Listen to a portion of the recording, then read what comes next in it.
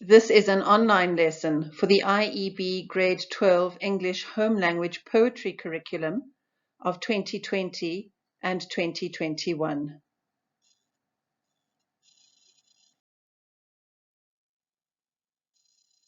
In this lesson, we'll discuss Olive Schreiner's The Cry of South Africa. Pause a moment on this slide and study the painting. What do you see? Who do you see? Can you place this picture in its historical context? For all of the online lessons, the picture selected for the opening slides will be significant. When you have finished with the poem, come back to this picture. By then, you will clearly understand the reasons for my choice.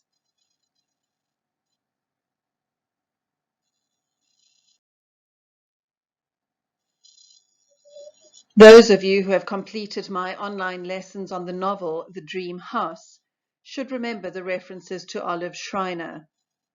She was the 9th of 12 children born to a conservative and very strict missionary couple in Herschel, a small village in the Eastern Cape.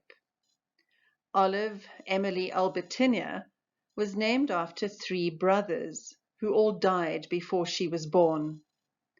She was severely asthmatic. Her poor health and lack of money resulted in her turning to writing as a means to keep her depression at bay. Her life experiences challenged her, and she questioned the status quo. As a 15-year-old girl, she informed her parents that she didn't believe in God, that premarital sex was not a sin, and the politics of the time were prejudiced. You can imagine the reaction. She ended up leaving home. After spending time in England, Olive returned to the healthier climate of South Africa. She married an ostrich farmer, Samuel Cronwright.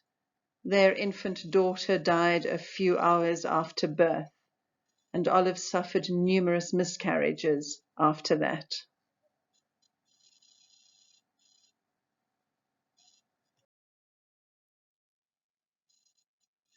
Sometimes students ask me why we study the poetry of long-dead white people. It's a good question, and one that needs a considered, thoughtful answer.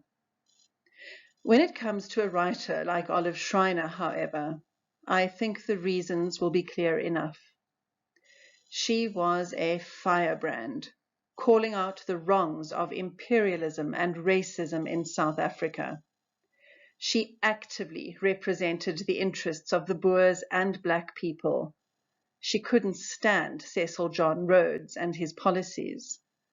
If Schreiner had been alive now, she would have been at the forefront of the #RhodesMustFall movement.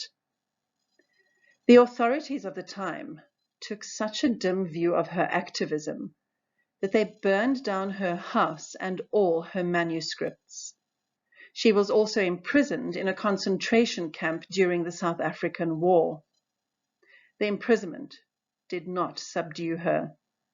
She continued to write and agitate for the rights of women and black Africans. She died 100 years ago. It's fitting that we acknowledge and embrace her contribution to this country.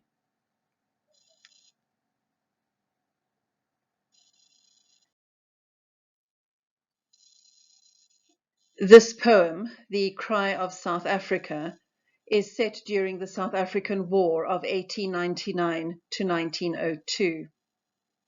I live and teach in the Northern Cape. All around us you will find evidence of the impact of this war on all citizens and residents of South Africa. In fact, our school grounds were used as a military field hospital during this war. Essentially, the war was fought between the Boers, who wanted autonomy to rule themselves in their 2 republics, and the British, who were having none of this, as they wished to retain access to the diamonds, gold, and other riches found in this country. The war, like all wars, was brutal. The British utilized a scorched earth policy where they burned down the homes and farmlands of the Boers.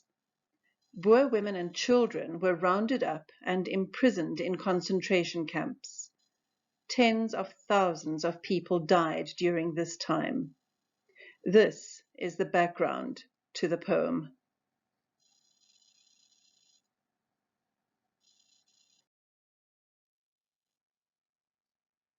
The poem can be found on page 67 of your poetry anthology, Clusters. As I read the poem to you, try to work out who the speaker is. The cry of South Africa. Give back my dead. They who by cup and fountain first saw the light upon my rocky breast. Give back my dead. The sons who played upon me when childhood's dews still rested on their heads. Give back my dead, whom thou hast riven from me, by arms of men loud called from earth's farthest bound, to wet my bosom with my children's blood. Give back my dead, the dead who grew upon me. Wagner's Kraal, Three Sisters, May 9, 1900.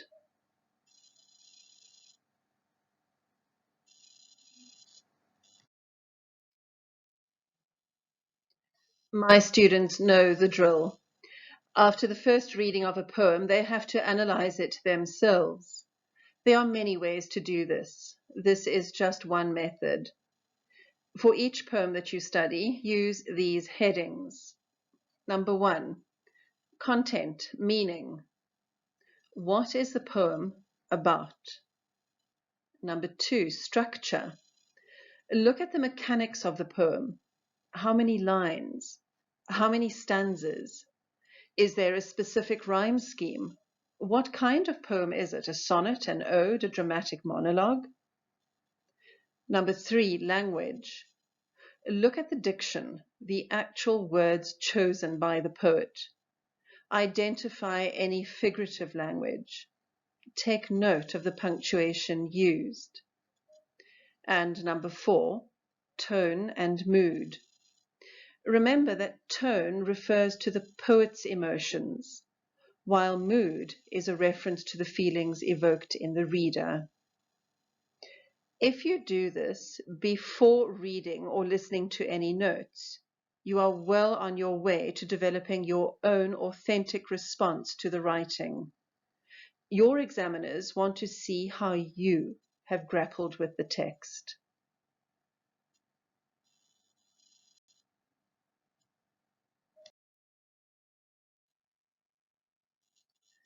Another way of approaching any poem is this outline.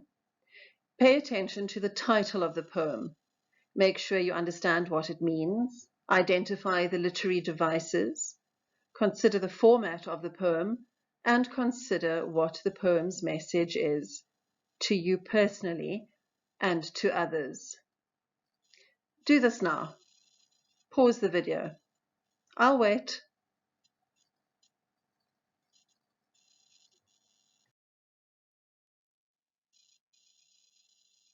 Good. You've had a look at the poem yourself. Now let's do this together. The poem is an extended metaphor, making use of personification. The speaker is South Africa herself, the country, the motherland. The first line is an imperative, a command. Give back my dead. This line is repeated 4 times in the poem. Note the use of the exclamation mark, indicating the sense of urgency. As readers, we should wonder, who are these dead? In lines 2, 3, and 5, we are given an inkling.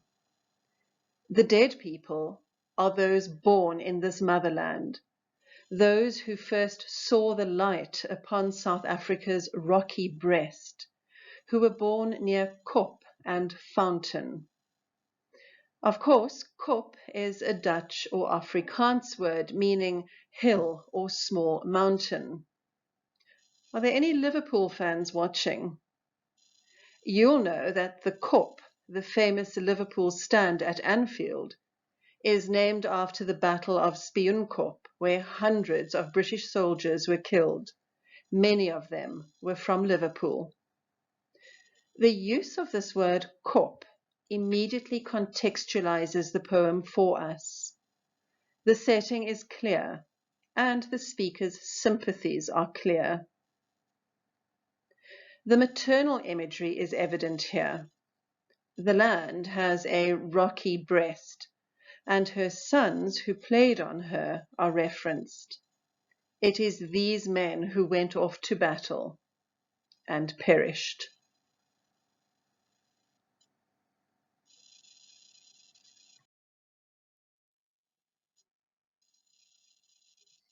Line 6 can be linked to line 3.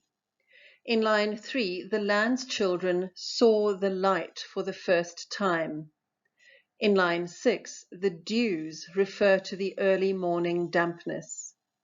These youngsters who went off to battle, and the others who died as a result of the war, from malnutrition, incarceration in concentration camps, for example, never got to live the rest of their lives. For a third time, the speaker demands that her dead are returned to her. She goes on to say that her children, her dead, were riven from her. Riven is an archaic word that means torn apart or severed. The word has within it connotations of extreme violence. This is echoed in line 9, where the men who from earth's farthest bound are accused of ripping the children, the sons, from the embrace of the motherland. Arms means weapons or ammunition, the tools of warfare. It also assists in creating the image of children being forcibly taken from their mothers, literally in the arms of these soldiers. Farthest bound is a reference to the distances travelled by the soldiers. They came from all parts of the British Empire, answering the call of the propaganda used by the British to encourage volunteers to sign up, embark on a ship and sail to a strange, harsh land to fight people with whom they had no quarrel. The resulting violence was the bloodshed of the victims. The speaker describes the blood of her children flowing so freely that it wets her bosom.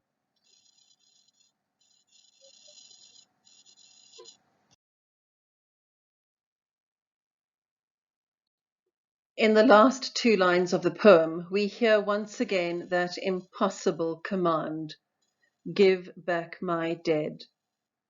The exclamation mark at the end of line 12 emphasizes the emotion, the anguish, the despair felt by the speaker.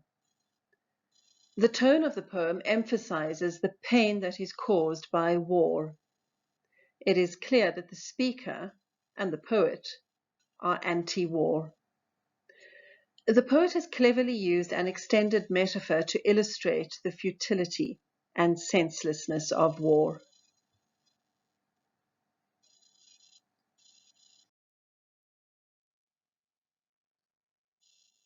Be careful of glossing over this kind of detail in a poem. Schreiner dated the poem 9 May 1900 and gives us a specific setting. We who live in the central regions of South Africa are very familiar with the landscape of Three Sisters, a settlement near Beaufort West. Many of us stop there for refueling and refreshments en route to the coast. The Three Sisters are the three similarly shaped hills that you can see in this photograph. Why do you think Schreiner gave us this information?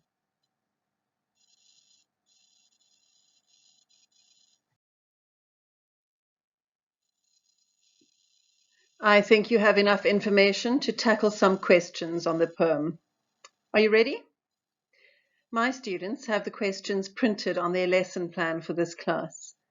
The rest of you should pause the video on the next slide and then answer the questions in your poetry notebook.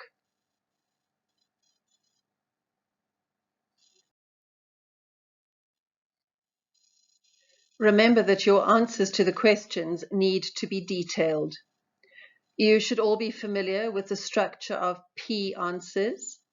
On this slide, you can see a more structured approach, the Peter or petal answers. These anchor charts should remind you to refer closely to the text in order to substantiate your answers. Embed suitable quotations in sentences as you strive to prove or explain your point of view. It is better if you avoid using the first person in your answers. Your examiners prefer not to read sentences that start with, "I think that." It's too informal for academic writing. Rather use, "It is thought that."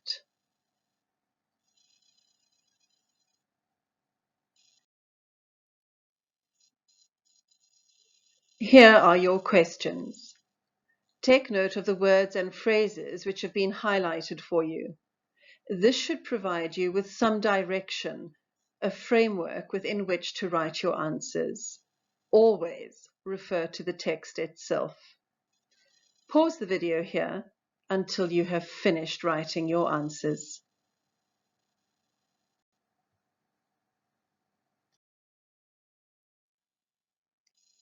I do hope that you pause the video and try to answer the questions yourself.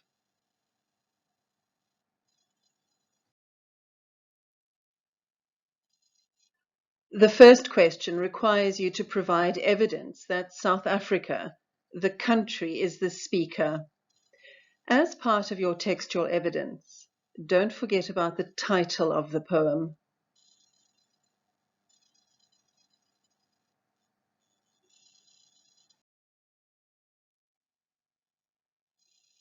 Remember that tone refers to the speaker's point of view. In this poem, that means South Africa. Don't forget about the details required. You must refer to the word choice, that's the diction, and the punctuation. Obviously, in this poem, the use of the exclamation marks is the most obvious use of punctuation.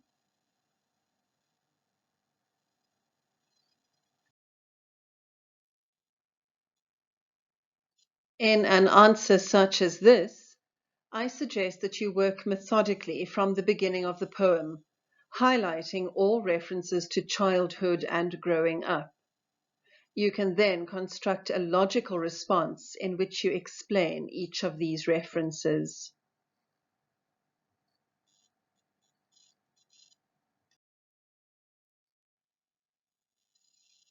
In this question, you are expected to recognize the ambiguity in the word arms. You are also expected to explain the meaning of a particular line. The writing down of these answers, the practicing of capturing your thoughts on paper, is vital preparation for exam questions. Don't skim over this work.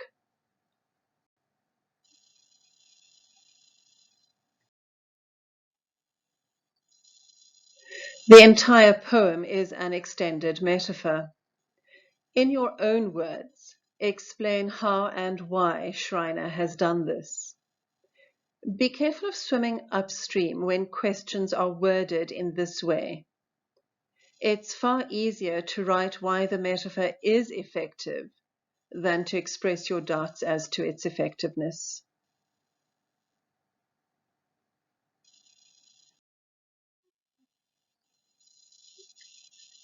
The IEB examines poetry in paper 1.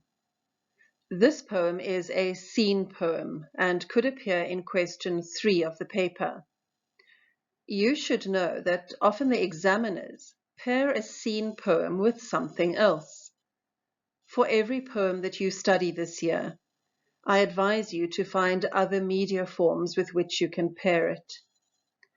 For example, for the cry of South Africa, the examiner could ask you to look at the graph, which shows the number of deaths in a concentration camp near Allowal North. That red spike shows us that almost 1,000 Boer children died on the 31st of August 1901. The green line shows the deaths of women, the blue line shows the deaths of men, while the black line shows the average death rate for that period of time. You could be asked which of the two is more effective in conveying the shocking loss of life during this war, the poem or the graph. The cartoon picture to the right of the graph shows a bare-breasted mother mourning the deaths of those in front of her. You could be asked to identify which lines in the poem convey the same message as this cartoon. The propaganda poster in the bottom right-hand corner of the slide was published in Canada, encouraging young Canadian men to join the British war effort against the Boer republics. The connection, the link to line 9 of the poem is obvious. The black and white photograph in the top right-hand corner of the slide shows a black mother washing her baby in a concentration camp near Klerksdorp. You could be asked to express an opinion on the inclusivity of the poem. Does it represent all South Africans who were caught up in this long and devastating war?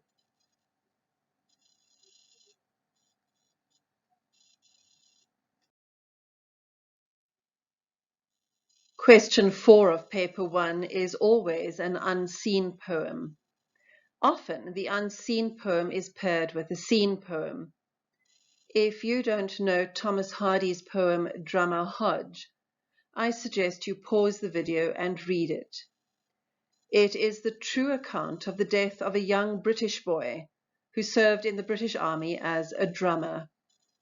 He was buried far from his green English home in the dry, rocky ground of the Karoo. Like Schreiner's The Cry of South Africa, this is also a moving and powerful anti-war poem.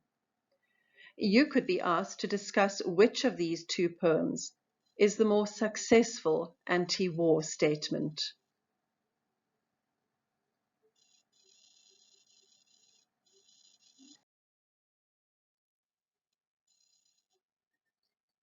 I recommend that you subscribe to my YouTube channel, Mrs. M Teaches English, so that you don't miss out on any future poetry lessons that I post.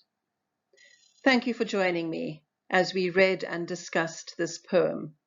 I wish you everything of the best with your studies.